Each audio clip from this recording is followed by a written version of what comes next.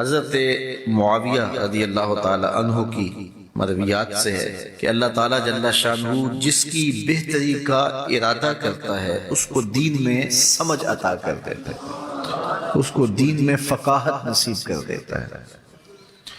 دولت کا کثرت سے مل جانا یا نہ ملنا یہ کوئی بات نہیں ہے۔ دولت اللہ انہیں بھی دیتا ہے جن پہ راضی ہوتا ہے، اور انہیں بھی دیتا ہے جن پہ ناراض ہوتا ہے۔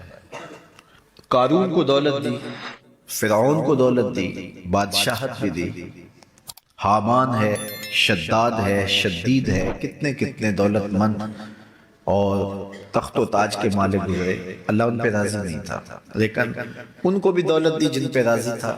حضرت عثمان غنی کو دولت عطا کی، حضرت عبد الرحمن ابن عوف رضی اللہ تعالیٰ عنہ کو صحابہ میں سب سے زیادہ دولت مند حضرت عبد الرحمن ابن عوف تھے، ان کو بھی دولت عطا کی، اور بھی لوگوں کو، حضرت سلیمان کو پیغمبری بھی دی، دولت بھی دی، بادشاہت بھی دی۔ تو دولت وہ اسے بھی دیتا ہے جس پہ راضی ہوتا ہے، اور دولت اسے بھی دیتا ہے جس سے راضی نہیں بھی ہوتا، لیکن فقاہت فی الدین، دین کی سمجھ صرف اسے دیتا ہے جس پہ راضی ہوتا ہے۔ تو جس کو دین کا فہم دے دیا گیا، دین کی سمجھ دے دی گئی، اللہ تعالیٰ اس پہ راضی ہے۔ جس کی بھلائی چاہتا ہے، جس کی بہتری چاہتا ہے، اس کو اللہ تعالیٰ جل شانہ دولت دین دے دیتا ہے اور دین کی سمجھ عطا کر دیتا ہے۔ حضور علیہ السلام کا ایک اور فرمان سن لیجئے، جو ایسے راستے پہ چلا جس میں وہ علم کی تلاش کرتا تھا، جو علم طلب کرنے کے لیے کسی راہ کا مسافر ہوا، سہل اللہ لہ بہ طریقا الی الجنہ، تو وہ جنت کے راستے پہ چلا، جتنے قدم اٹھاتا ہے وہ جنت کی طرف قریب ہوتا چلا جاتا ہے۔ تو راہ علم کے سفر میں اللہ نے اتنی برکتیں رکھی ہیں۔ حضرت سلیمان علیہ السلام کو اللہ نے اختیار دیا، یا دولت لے لو، یا بادشاہت لے لو، یا پھر علم لے لو۔ ان تین چیزوں میں اللہ نے ان کو ایک چیز اختیار کرنے کا اختیار دیا، یا دولت لے لو، یا بادشاہت لے لو، یا علم لے لو۔ انہوں نے کہا مالک مجھے علم دے دے۔ کہا اچھا تو نے علم کو اختیار کیا، دولت اور بادشاہت اس کے صدقے دے دے۔ ایک زمانے میں ایک ملک نے دوسرے ملک پر قبضہ کر لیا، تو جو بادشاہ وقت تھا اس کو گرفتار کر لیا۔ تو جب گرفتار کر کے دربار میں لایا گیا تو وہ جو دوسرے ملک کا محکوم بادشاہ تھا وہ سامنے کھڑا ہے، تو اس نے اس کو کہا کہ میں بھی چونکہ بادشاہ ہوں اور تم بھی اس سلطنت کے شہنشاہ رہے ہو، تو میں تمہیں قتل نہیں کرتا، تمہیں معاف کرتا ہوں، اور اب اس ملک میں تمہیں کوئی عہدہ دینا چاہتا ہوں، اب تم بتاؤ تم کون سا عہدہ قبول کرو گے۔ اب ہمارے حکمران ہوتے ہیں وہ کہتے ہیں وزیر خزانہ لگا دو، لیکن اس نے کہا مجھے معلم لگا دو، مجھے ٹیچر لگا دو۔ تو وہ بادشاہ ہنس پڑا، کہنے لگا پھر دوبارہ بادشاہی چاہتے ہو؟ تو یہ بادشاہی ہے، یہ شہنشاہی ہے۔ تو جو راہ علم پہ چلا وہ جنت کے راستے پہ چلا، اللہ اس کے لیے جنت کی راہیں بھی آسان کر دیتا ہے، اور دنیا پہ بھی اللہ تعالیٰ اس کو عزتوں سے نوازتا ہے۔ تعلیم و تعلم کا جہان حقیقی جہان ہے۔ تو باقاعدہ 8 سال کا کورس کرے یہ تو ہر شخص کے لیے ممکن نہیں ہے، لیکن سب کے اوپر لازم ہے کہ وہ ضروریات دین سیکھے۔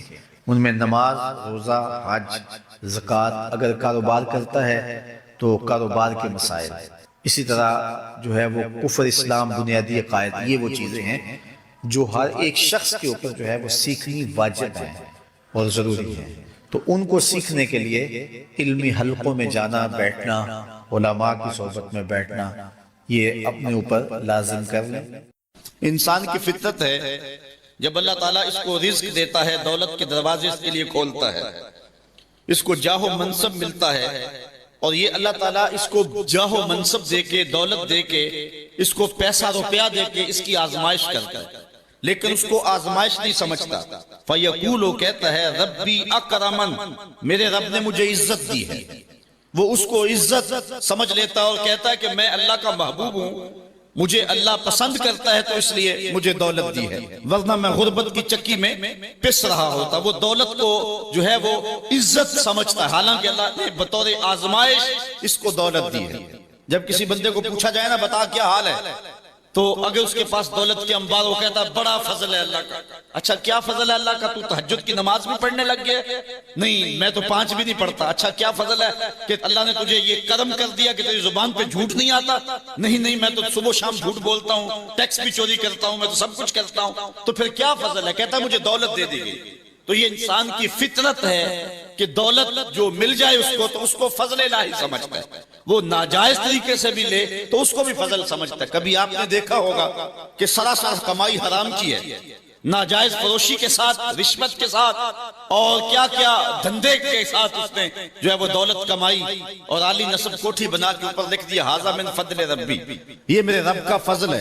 حالانکہ یہ تو قہر تھا، آزمائش تھی اس کے اوپر، لیکن وہ شیطان نے اس کو جس راستے پہ لگایا اور شیطانی دھندے کے ساتھ اس نے دولت کمائی، اس کو بھی یہ فضل ربی قرار دے رہا ہے اور سمجھتا ہے کہ واقعی میرے رب کا فضل ہے۔ نہیں، اللہ فرماتا ہے ایسا نہیں ہے، یہ اس کی کج فکری ہے۔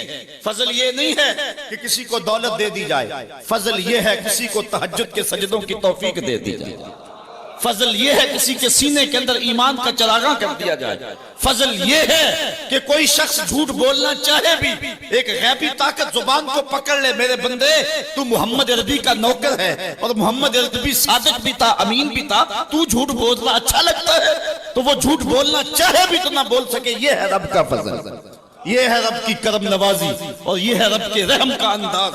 لیکن انسان کی کج فکری ہے، اللہ آزماتا ہے اس کو دولت دے کے، حالانکہ دولت کی آزمائش بہت ڈاڈی آزمائش ہے۔ حضرت عبداللہ ابن مبارک کہتے ہیں ہمیں غربت سے بھی آزمایا گیا اور دولت سے بھی آزمایا گیا۔ غربت کی آزمائش میں تو ہم پورے نکلے، لیکن دولت کی آزمائش میں ہم پورے نہ نکل سکتے۔ یہ آزمائش زیادہ سخت آزمائش ہے، لیکن فیقولو بندہ کہتا ہے ربی اکرمن، میرے رب نے مجھے عزت دے دی۔ کوئی عہدہ مل جائے، کوئی شان و شوکت دنیا کی مل جائے، چاہے وہ اس کا ذریعہ کوئی بھی ہو، بندہ کہتا ہے جی فلاں پہ بڑا ہی اللہ کا فضل ہو گیا۔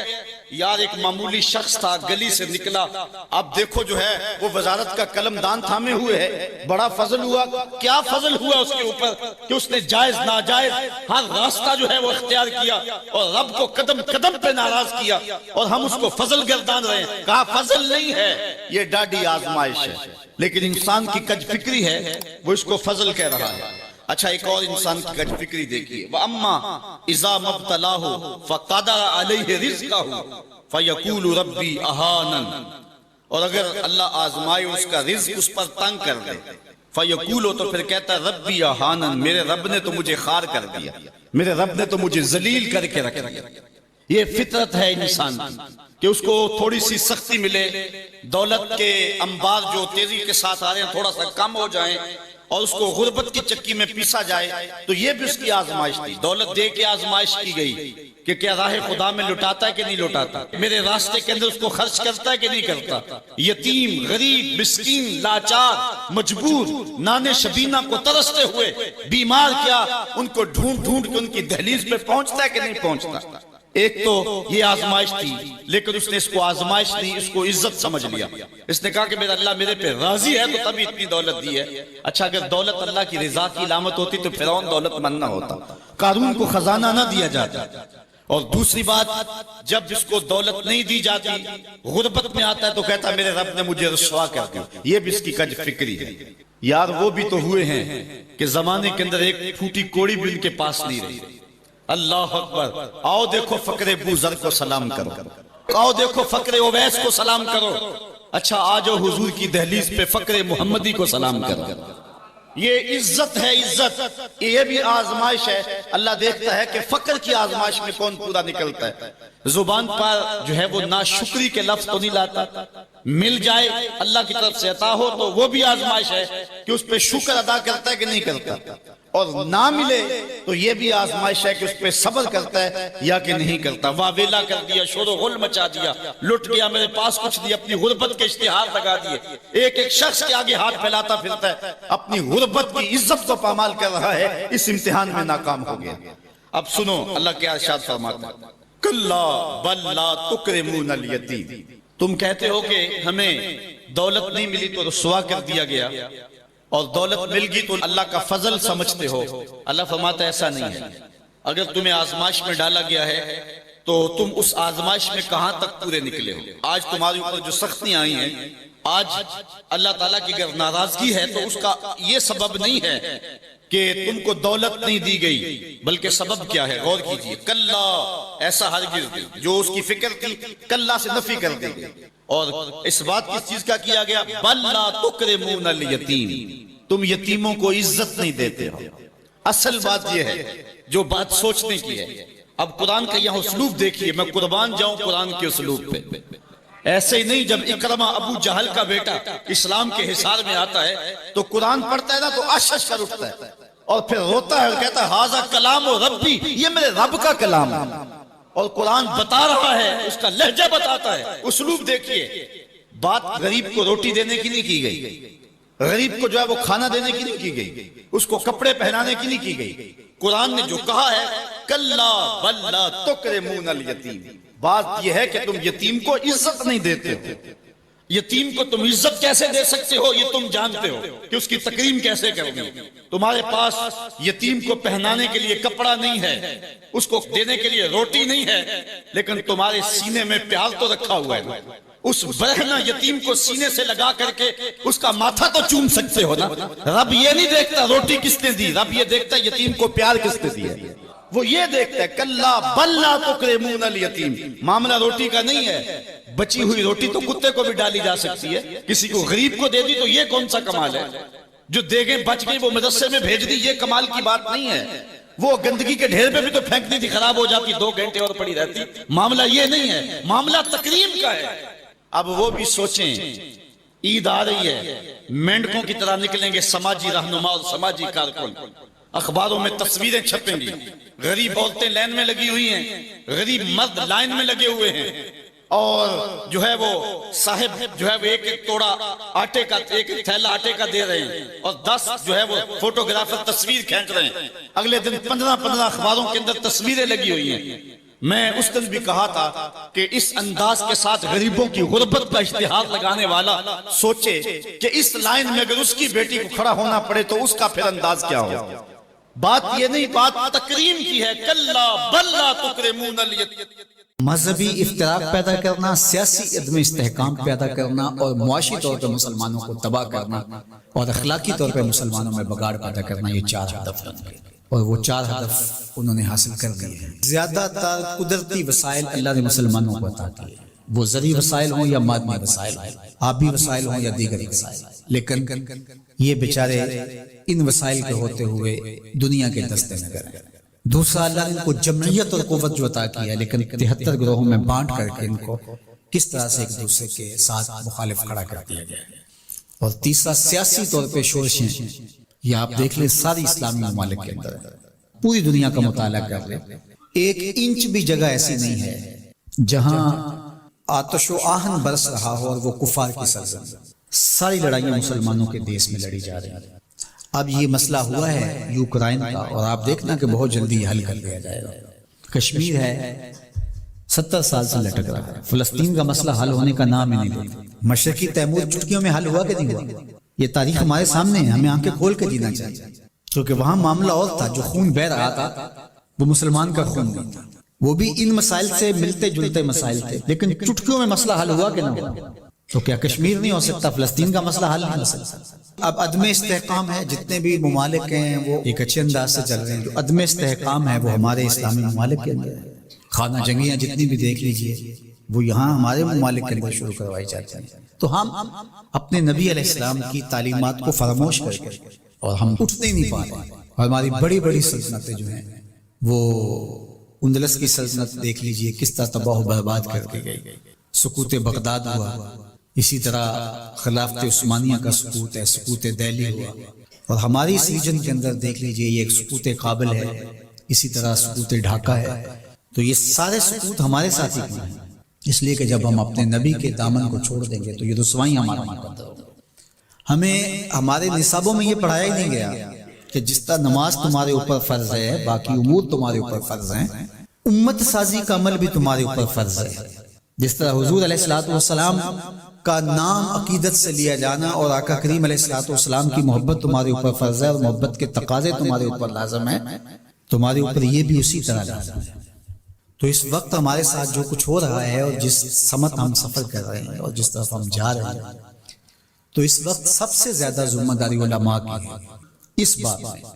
باقی حکمرانوں کی ہے کہ وہ معاشی بحرانوں میں حکمران قوموں کو مبتلا نہ کرے، چونکہ قوم جب معاشی بحران میں مبتلا ہو جاتی ہے تو پھر اس کے نظریے پیچھے چلے جاتے ہیں۔ دور موجود میں کہتے ہیں اس دور کا ایٹم بم معاش ہے، جو قوم معیشت کی تباہی کے دانے پہ آ جاتی ہے اس سے پھر جو مرضی آپ منوا لیں، اور آپ جانتے ہیں مسلم حکومتیں کیا کچھ نہیں مان لیتی، اور یہ حکمرانوں کی ذمہ داری تھی کہ وہ، لیکن ان کے پیٹ ہی نہیں بھرتے، ملک کو اس بے دردی سے لوٹا نہیں، نوچا ہے انہوں نے، لیکن ابھی تک ان کے پیٹ ہی نہیں بھرے اور نہ مستقبل میں کوئی بھرتے ہوئے دکھائی دیتے۔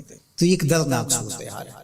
جو اسلام کو دوسرا بڑا نقصان پہنچایا ہے وہ منبر و محراب کے ذمہ داران نے پہنچایا ہے۔ بر صغیر پاک و ہند کے اندر تجزیہ کرتے ہوئے حضرت مجدد الفسانی علیہ الرحمہ نے کہا کہ 4 طبقے ایسے ہیں جنہوں نے سب سے زیادہ اسلام کو نقصان پہنچایا ہے۔ یہاں پر اس ریجن کی وہ بات خاص طور پہ کرتے ہیں، وہ فرماتے ہیں ان میں سے ایک علماء سو ہیں، انہوں نے اسلام کو بہت زیادہ نقصان پہنچایا ہے۔ دوسرا صوفیاء خام ہیں، جو دین کے فہم سے ناآشنا صوفی ہیں، انہوں نے اسلام کو بہت نقصان پہنچایا ہے، چونکہ لوگوں کی وابستگی ہے ان کے ساتھ اور ان کے پاس کوئی منصوبہ ہی نہیں ہے۔ عرس پہ آ جاؤ، نذرانے دے دو اور اللہ اللہ کرو اور چلے جاؤ، ان کے پاس کوئی نظام شریعت تو ان کے پاس ہے ہی نہیں، تو آنے والوں کو کیا دیں گے؟ کچھ بھی نہیں دیں گے۔ تیسرا بڑا نقصان جو ہے وہ اسلام کو جو پہنچایا وہ سلاطین نے پہنچایا، بادشاہوں نے پہنچایا، اور چوتھا جو ہے وہ انہوں نے کہا کہ اسلام کو جو نقصان پہنچایا وہ 2 نمبر دانشوروں نے پہنچایا، اور 5 نام بھی آپ ذکر کرتے ہیں، وہ فرماتے ہیں جو گستاخان صحابہ ہے، چونکہ جب صحابہ کی نفی ہوتی ہے تو پورے دین کی نفی ہو جاتی ہے۔ حضور کے تیار کردہ یہی لوگ تھے نا، حضور نے جن پہ محنت کی اور جن کو حضور نے اپنے سینے کا نور منتقل کیا، اور اگر ان کی نفی کر دی جائے تو پھر اس کا مطلب یہ ہے کہ دین کی عمارت گر گئی۔ پورے نظام کا انکار کرنے کے لیے ان کا انکار، جو امت کے اندر تفریق ہوئی، تشدد ہوا اور بے جا تشدد ہوا، اور امت کے اندر جو فکری ناہمواری پیدا ہوئی، باہمی منافرتیں انتہا کو چھونے لگی، سوچ سمجھ فہم ادراک کی قوتیں سلب کر لی گئیں، یہ سب کچھ منبر و محراب کی وجہ سے ہوا۔ اور اس میں علماء حق یا علماء ربانی یا علماء راسخین جس کو قرآن نے کہا ہے وہ نہیں شامل، لیکن علماء سو جو ہیں سب سے زیادہ مسلمانوں کو اگر نقصان پہنچایا ہے علماء سو نے پہنچایا۔ اللہ ہمیں امت واحدہ کے نور سے مالا مال فرما، ایسی امت واحدہ جو تیرے محبوب کی سچی غلامی کا حق ادا کرنا جانتی ہو، ایسی امت واحدہ جو صحابہ کے در کی دہلیز کی نوکر ہو، جن کے رگ و ریشہ میں اہل بیت کا پیار محو نفوذ ہو، جو اولیاء امت کے طریق پہ گامزن ہو۔ اللہ ہمیں سچائیوں کی راہ پہ رکھے۔ وآخر دعوانا کوئی شخص اپنے سکون کے لیے دوسروں کو بے سکون کر رہا ہے اور نتیجتاً وہ بے سکونی اس کی طرف ہی لوٹتی ہے اور پورا معاشرہ بے سکونی کی لپیٹ میں۔ دوسروں کو آرام پہنچانے کا جو فائدہ پہنچتا ہے اور جو اس کا نفع پہنچتا ہے اور اس سے جو راحت نصیب ہوتی ہے وہ تکلیفوں کو ختم کر دیتے ہیں۔ تو اگر پورا انسانی معاشرہ اس اصول کے اوپر اپنی زندگی گزارنے کا فیصلہ کر دیں کہ میں دوسروں کو نفع پہنچانا ہے، دوسروں کو راحت پہنچانی ہے، تو اپنے آپ کو میں تکلف میں بھی ڈال لوں گا، تو پھر اس کا نتیجہ یہ ہوگا کہ وہ خود بھی سکون اور طمانینت پائے گا اور خود بھی ایک راحت کی زندگی جو ہے وہ گزارنا شروع کر دے گا۔ ہم اپنی راحت کے لیے دوسروں کو دکھ میں ڈالتے ہیں، اپنا مال اکٹھا کرنے کے لیے لوگوں کا خون نچوڑتے ہیں، اپنی خوشیوں کے لیے لوگوں کو دکھ دیتے ہیں، لوگوں کو اذیت پہنچاتے ہیں، اپنے آرام کے لیے لوگوں کو بے آرام کرتے ہیں، اور پھر جو ہمارا مطلوبہ مقصد ہوتا ہے وہ ہمیں حاصل نہیں ہوتا۔ لیکن اگر ہم لوگوں کے آرام کے لیے اپنے آپ کو بے آرام کریں، لوگوں کو کھلانے کے لیے خود بھوکے رہیں، لوگوں کو راحت پہنچانے کے لیے خود اپنے آپ کو ضرر اور مصیبت میں ڈال لیں، اور لوگوں کا پیٹ پالنے کے لیے خود جو ہے وہ اپنے پیٹ پہ پتھر باندھ لیں، تو پھر ہماری زندگی پرسکون زندگی گزرے گی۔ اس لیے کہ جو طمانینت ہے، جو سکون ہے، وہ باہر سے نہیں پھوٹتا، وہ اندر سے پھوٹتا ہے۔ تو ہمیں یہ ایک زندگی گزارنے کا ڈھب دیا گیا ہے۔ ہمیں کہا گیا کہ گوشائے چشم سے بھی کسی کا مذاق نہ اڑاؤ، یعنی تم زبان سے کسی کو تکلیف نہیں دیتے ہو، تم کسی کو گالی گلوچ نہیں کرتے ہو، تم کسی کو پاؤں سے ٹھوکر نہیں مارتے ہو، تم کسی کا مال غصب نہیں کر رہے ہو، تم کسی کا حق غصب نہیں کر رہے ہو، لیکن تم اپنے گوشہ چشم سے، اپنے انداز سے، اپنے رویے سے کسی کو حقیر جان رہے ہو، تو ہماری شریعت اسلامیہ تمہیں اس پر بھی قدغن لگاتی ہے کہ تمہارے گوشہ چشم سے بھی کسی کی حق